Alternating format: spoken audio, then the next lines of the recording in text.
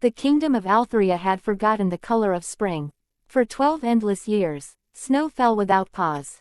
It came in soft whispers at dawn, in blinding storms at night, and in the quiet hours when even dreams froze solid.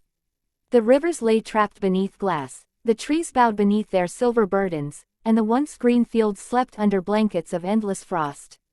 No one remembered the sound of birdsong anymore. No one remembered warmth. They called it the Great Stillness, a punishment from the heavens, some said, for man's greed. But most had stopped believing in reasons. They simply endured. The boy by the frozen mill. On the edge of a dying village stood a creaking mill, its wheel frozen mid-turn. Inside, Corin, a thin boy of 13 winters, worked from dawn until dusk grinding what little grain remained. His hands were cracked, his breath pale with cold, and his coat was patched with more holes than cloth. Yet he worked without complaint.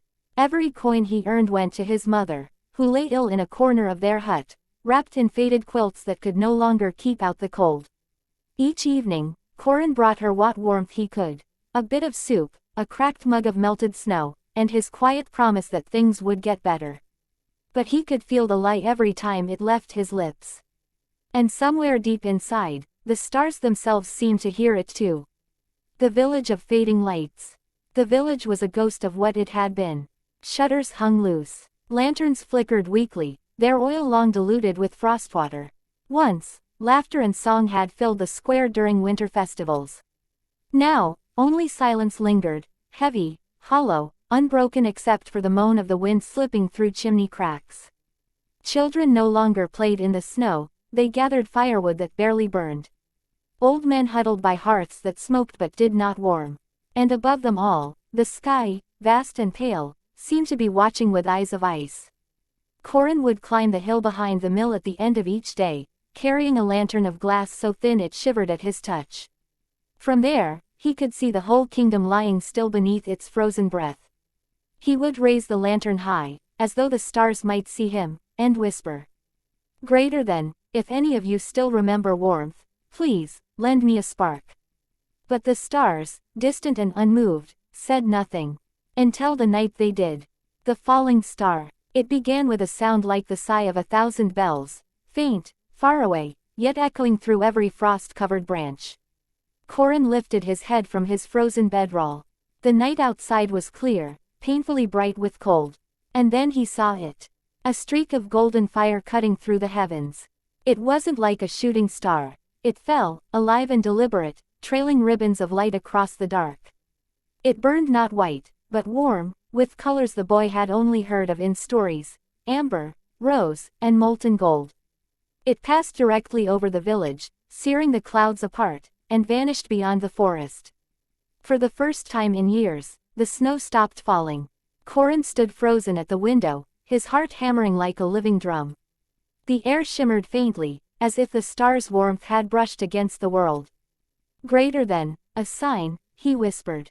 "It has to be." Without a thought for the cold, he pulled on his boots, grabbed his lantern, and ran.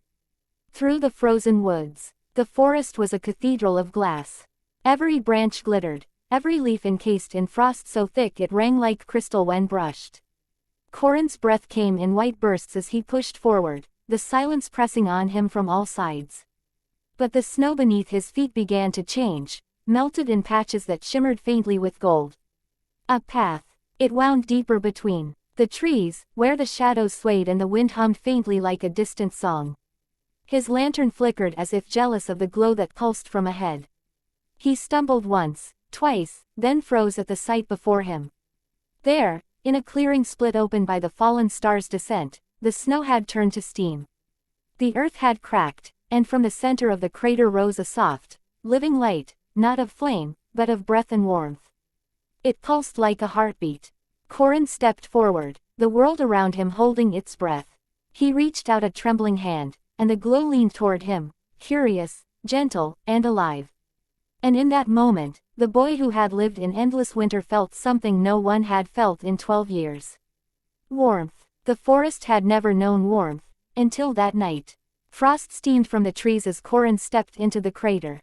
The snow had melted into rivulets that ran like liquid glass, hissing softly where they touched the stars' glow. The air shimmered, and for the first time in 12 long years, the cold loosened its grip. At the center of the hollow lay the fallen fragment, no larger than an apple, yet bright as 1,000 candles. It did not burn, nor smoke, nor flicker. It breathed, the living light. Corin knelt beside it, his heart beating so loudly he thought it might wake the whole forest. The glow rippled when he breathed near it, as though listening. He reached out one trembling hand.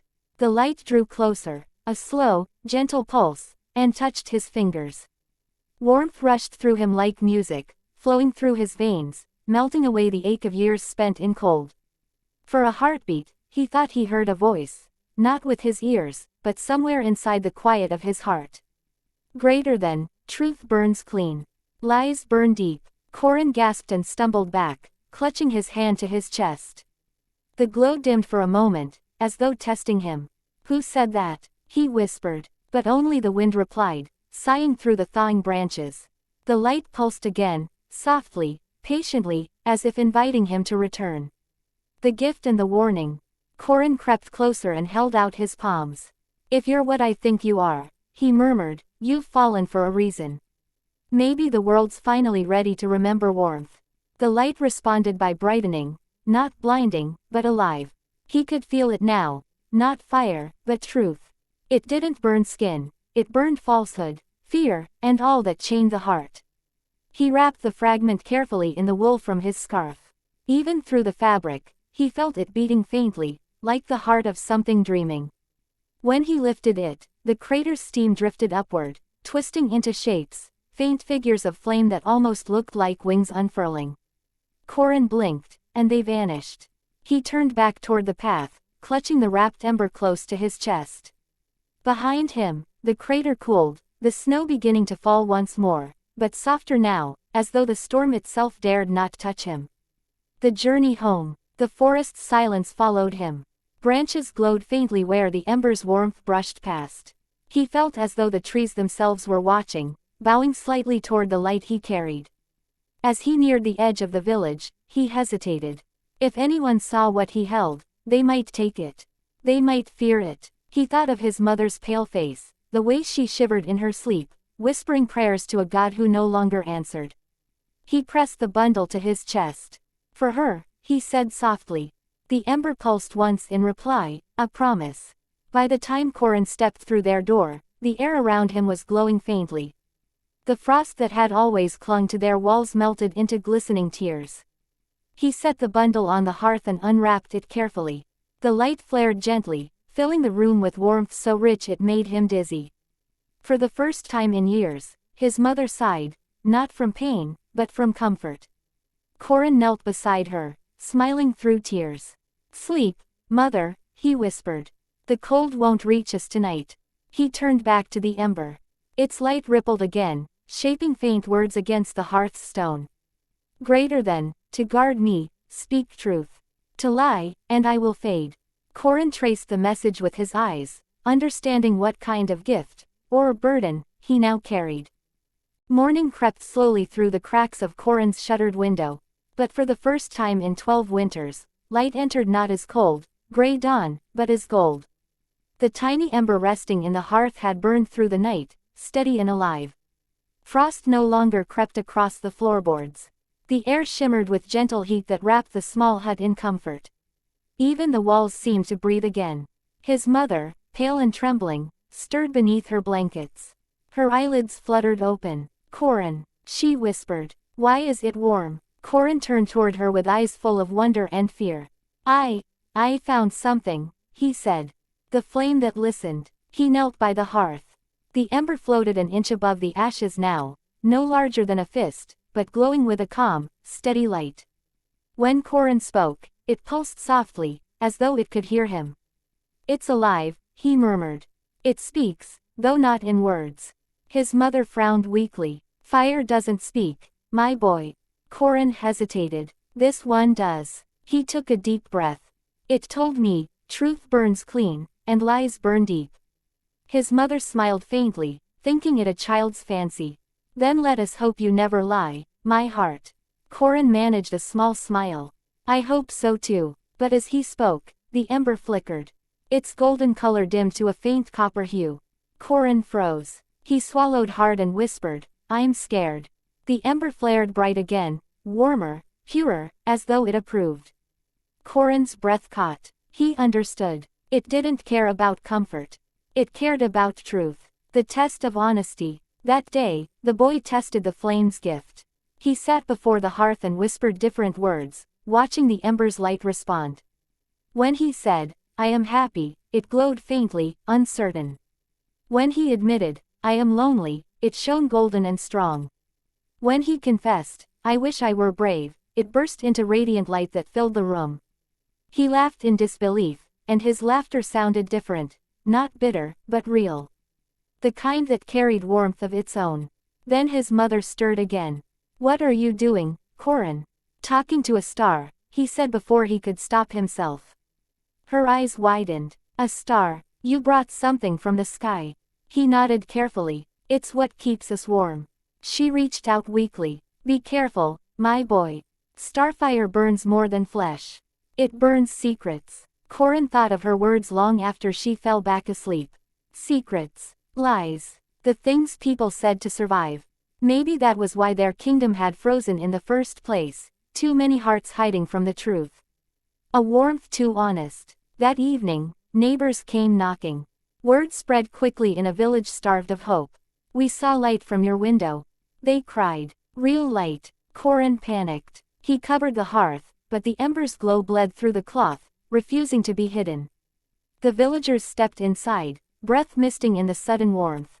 "What kind of fire is this?" asked old Brannock the miller. Corin hesitated. Just fire." The ember dimmed instantly. The warmth in the room dipped like a sigh. The villagers frowned. "Strange," Brannock muttered. "It burns cold when you speak." Corin clenched his fists. He couldn't lie, not even to protect himself. "It's not ordinary," he confessed. "It fell from the sky." The ember flared back to brilliance. The villagers gasped. Someone whispered, "A gift from heaven." Another murmured, "Or a curse." They backed away, fear mixing with wonder. Corin's mother tried to rise, weakly defending her son. "He only wished for warmth," she said softly. "If this is sin, then mercy itself is forbidden." The villagers left in uneasy silence. A promise by the hearth. When night fell again, Corin sat beside the ember, staring into its depths. Within the golden glow, he thought he saw fleeting shapes, faces, hands, the outline of wings, as though the flame remembered the sky it had fallen from. "I don't know why you chose me," he whispered. "But I'll speak truth, even if it burns." The ember pulsed once, slow and approving. He reached out his hand. "Then we have a bargain." And for an instant, when his palm hovered above the light, a faint golden mark appeared, a symbol like a small flame curling upward, before fading into his skin. The fire had been burning in Cale's satchel for 3 nights and 3 days.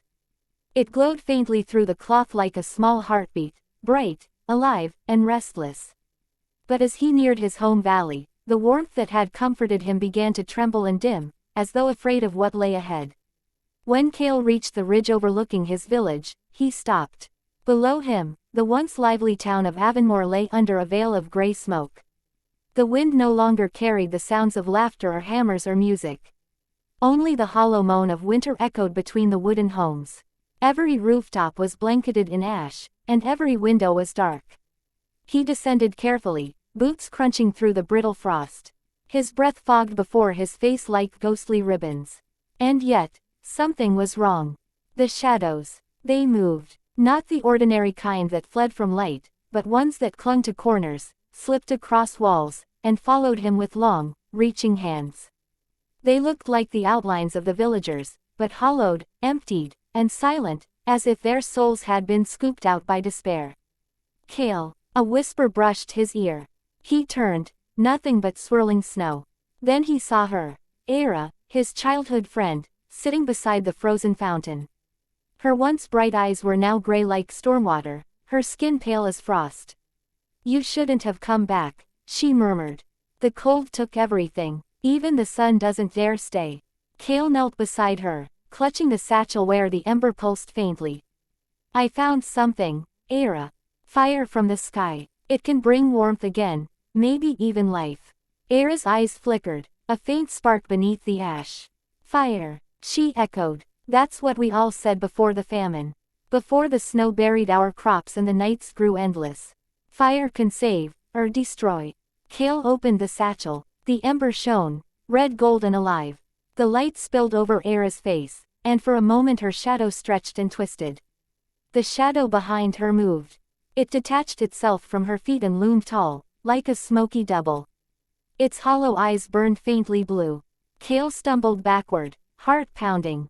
The ember in his hand flared brighter, and the shadow hissed, shrinking away. They come for the warmth, Era whispered, trembling. Every spark of hope draws them closer. The more you believe, the more they hunger. Kale stared at the flickering ember. Then they'll have to fight for it.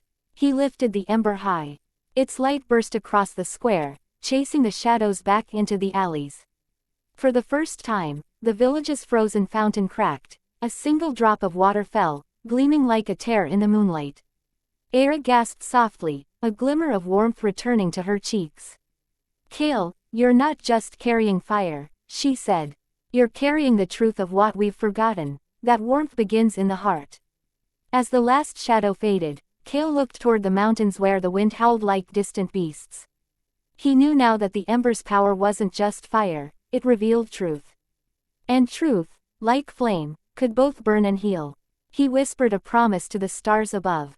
I'll bring this light to every shadow, even if it consumes me. The ember burned brighter with each passing day, and Kale felt it burning him in return. When he slept, it whispered. When he walked, it pulsed with each heartbeat, as though testing him. Sometimes he imagined he could hear voices inside the flame, faint, sorrowful echoes of those who had once held such power.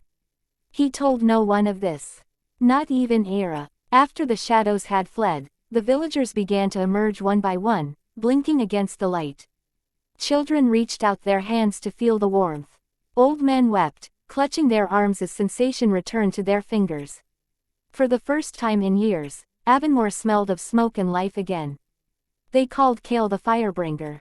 They fed him, offered him shelter, and begged him to bring the ember to their homes. But every time he shared its flame, even a spark, he felt a tug deep inside his chest, as though the ember took something from him in exchange. By the third day, his hands trembled. His reflection in the ice showed faint golden veins beneath his skin. His eyes glimmered like embers themselves. Kale, Era said one night as they sat beside a rekindled hearth, you're burning yourself away. He looked into the flames. The village needs this fire. Without it, they'll fall back into the dark. Era shook her head. But if you vanish with it, what then? The fire cannot live if its keeper dies. Kale wanted to argue, but before he could speak, the ember in his satchel flared violently, a burst of red light that threw them both backward. A voice echoed from the fire, deep, ancient, sorrowful. Greater than, every light demands a keeper. Every keeper must pay a price. The hearth fire turned white hot, and shapes began to form within the blaze, faces, dozens of them, flickering and fading like smoke. The villagers who had once stolen from the stars, each bound by the same curse.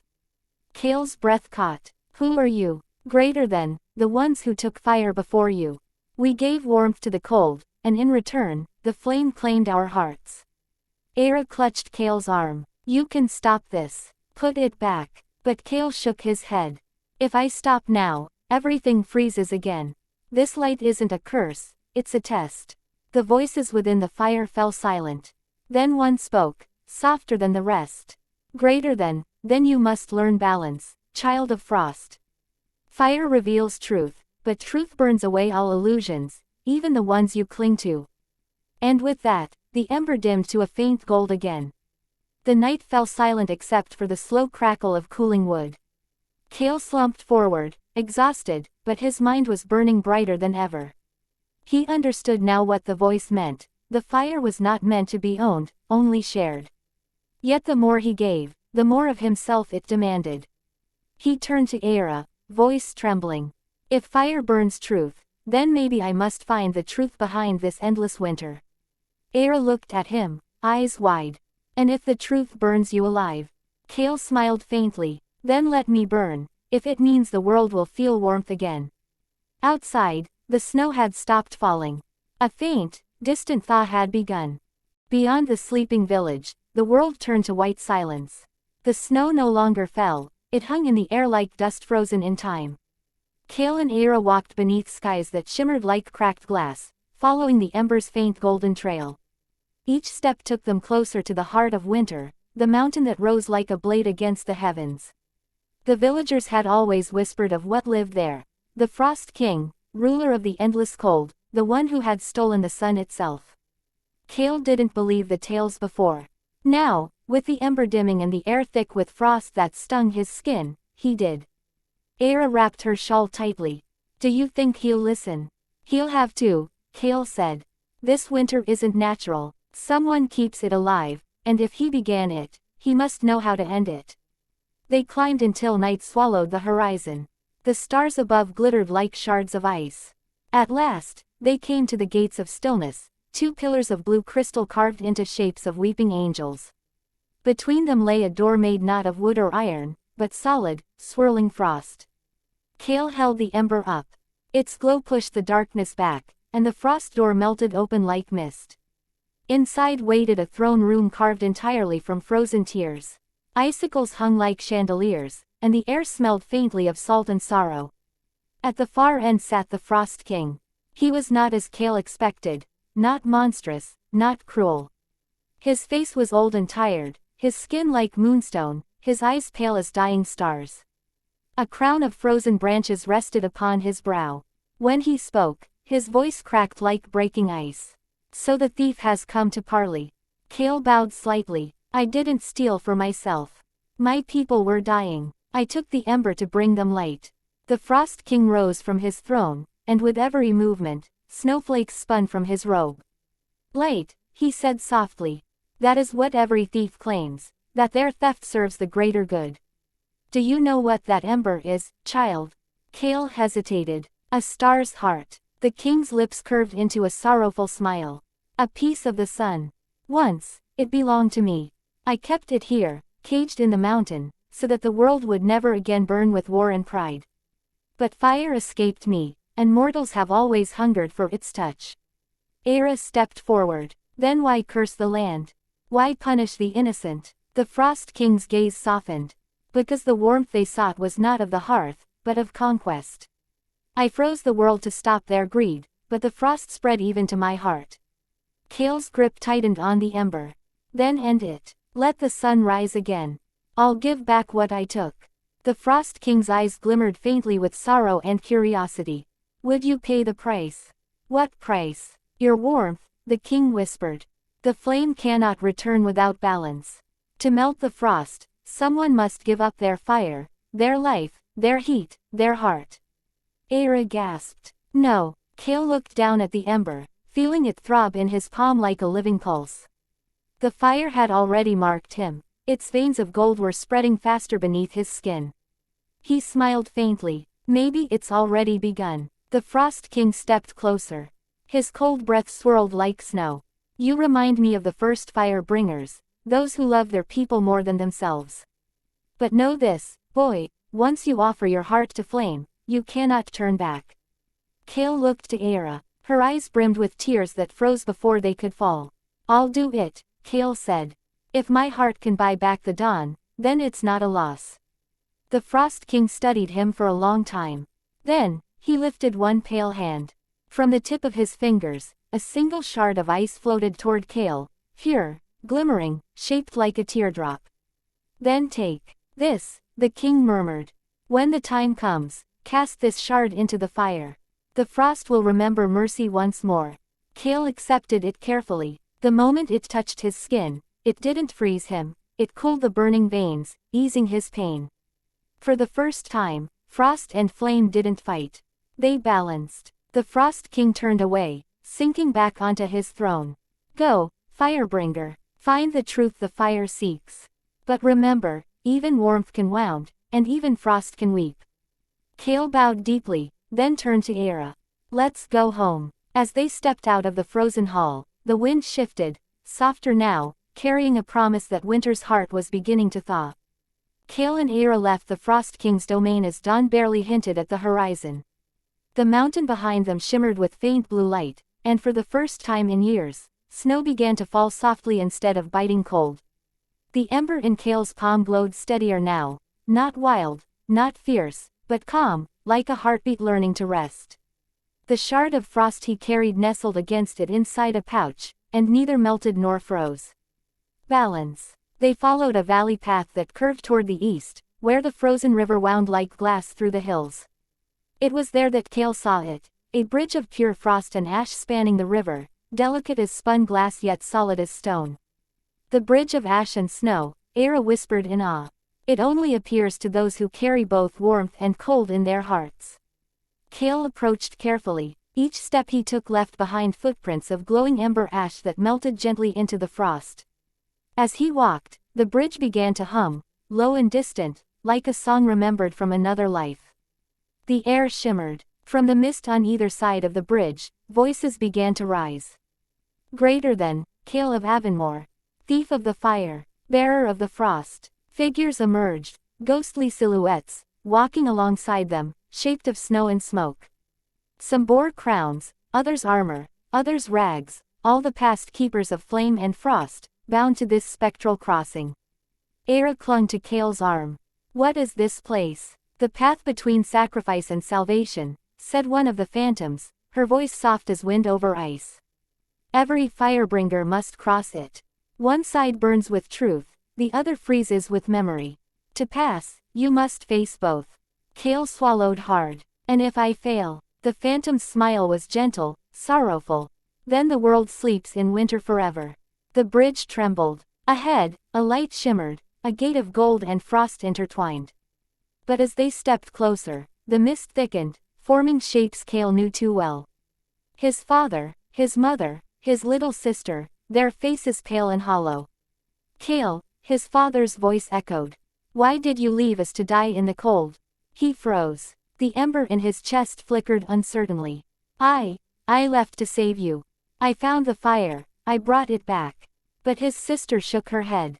The fire took you from us. You care more for the light than for home. Era reached for his hand. Kale, don't listen. I have to, he said, his voice breaking. If I can't face this, I'll never reach the dawn. He stepped forward, the ghosts closing around him.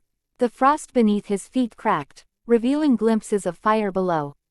His shadow stretched, burning and freezing at once.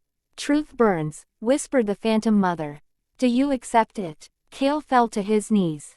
Yes, I left them. I failed, but I'm here now. I'll pay whatever it takes to make the world warm again. The moment he said it, the phantoms began to dissolve into light, each turning into flakes of snow that sparkled like embers. The bridge stilled. The hum rose to a gentle melody, a harmony between heat and frost. Era knelt beside him, tears freezing against her lashes. You did it, Kale. You faced the fire's truth and the frost's memory. Kale stood slowly, his chest glowed faintly beneath his cloak, half red, half blue, fire and frost braided together. As they reached the end of the bridge, the golden gate opened. A warm wind swept through, carrying the faintest scent of spring. Behind them, the bridge of ash and snow melted into mist, leaving only a trail of light fading into dawn. Beyond the bridge of ash and snow stretched a valley carved from glass. The world there gleamed with pale light, trees of crystal, rivers frozen mid-flow, and clouds that hung still as breath held too long. The air shimmered with both cold and warmth, and Kale could feel the ember inside his chest pulsing in rhythm with his heart. But something deeper stirred now, something alive, something ancient. Era walked beside him in silence, her boots crunching against frost so clear it mirrored the sky. It feels like the world is holding its breath, she whispered. Kale nodded. We're close. I can feel it, the source of the winter. Ahead, the valley opened into a vast plain where a single pillar of ice rose from the ground, so tall it seemed to pierce the heavens. Inside it glowed a soft red light, faint and flickering, like a heart buried beneath centuries of cold. That's it, Kale breathed. The fire within the ice. As they approached, the air grew heavy. The frost beneath their feet began to hum, deep, steady, like a heartbeat echoing through the mountain's bones. Kale reached out and laid his hand against the ice. Instantly, his vision shattered. He saw the past, flashes of a time when the sun still burned bright and the world flourished with warmth. He saw men and women wielding fire as power, forging weapons, burning forests, waging wars. Then came the Frost King, who rose not from greed, but from sorrow, to seal the fire away and end the endless destruction. The ember pulsed painfully in Kale's chest. It wasn't just punishment, he whispered. It was protection. Era touched his shoulder. Then why bring fire back? Kale looked into the glowing heart within the ice. Because fire isn't the enemy. It's what we do with it that decides if the world burns or blooms. He took out the shard of frost given by the Frost King and held it beside the ember. The two forces trembled violently, ice hissing, fire roaring, then began to swirl together, threads of red and blue weaving into a single spiral. The pillar cracked. A roar of wind filled the air as beams of molten light burst through. The ground shook, and Kale fell to his knees, clutching the burning frost in his palms. Era cried out, but Kale raised a hand. Don't, stay back. The light swallowed him whole. Inside the storm of color, he saw himself, his fears, his hopes, every choice that had brought him here. He saw the boy who had stolen fire to save others. He saw the man willing to burn to keep the world alive. And then, the light spoke. Greater than, fire without compassion destroys. Ice without love imprisons. Only together did they give life. Kale's eyes widened. Then what must I do? Greater than, become the bridge. Let your heart hold both. With a trembling breath, Kale pressed the frost shard into the ember. A flash, white, gold, blue. The two became one, a living flame that burned cold and warm at once. The pillar shattered, and the valley erupted in light. Waves of heat and snow rolled across the land, thawing rivers, reviving trees, melting despair itself. Era ran forward and caught Kale as he fell, his skin glowing faintly like glass lit from within. His breath came shallow, but his eyes shone with peace. The fires, within the ice now, he whispered. It doesn't burn anymore, it breathes. All around them, life returned. Birds burst from melted branches. Water ran freely once more. Above them, the clouds parted, and for the first time in years, the sun broke through. Era wept and laughed all at once. You did it, Kale. He smiled faintly. No, we did. Fire needed frost, and frost needed fire. The last shards of ice fell like crystal rain as the light spread across the horizon. A new dawn was being born. As the night's final embers faded, the frostbitten mountains of the north glimmered faintly beneath the first uncertain glows of morning. Ori stood atop the frozen ridge, the ember crown still burning faintly upon her brow, though its light was growing dimmer with every heartbeat. Behind her, the people of Frostvale followed in silence, their cloaks tattered, faces pale, but eyes bright with a strange new hope. The Frost King's bargain had been made. His armies had vanished with the storm, and the ice that had imprisoned their world was cracking, breaking apart like glass under the soft press of warmth. But the price of the fire was still unpaid, the promise Ori had made.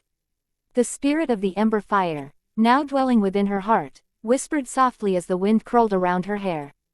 To bring dawn, a heart must burn. Ori looked down at her hands. They glowed with faint trails of ember light, veins of fire pulsing beneath her skin. Each pulse made her weaker, yet stronger in spirit.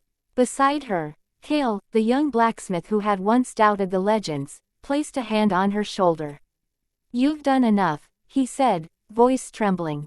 Let the dawn come without your sacrifice. Ori smiled faintly. Dawn cannot come unless someone keeps the fire alive. Below them lay the heart of the world, the great frozen lake where once the sun's reflection had danced. Now it was a wasteland of cracked mirrors, each shard reflecting the ghost of the world that had been. It was said that if the true flame ever reached the lake's center, the world would awaken again. Ori began her descent. With each step, the frost hissed and melted, revealing the long-lost path of the Ember Chief, her ancestor who had once bound the first flame. The whisper of the old chants rose from the ground, faint and trembling. Fire awaken, frost release, let the heart of dawn bring peace.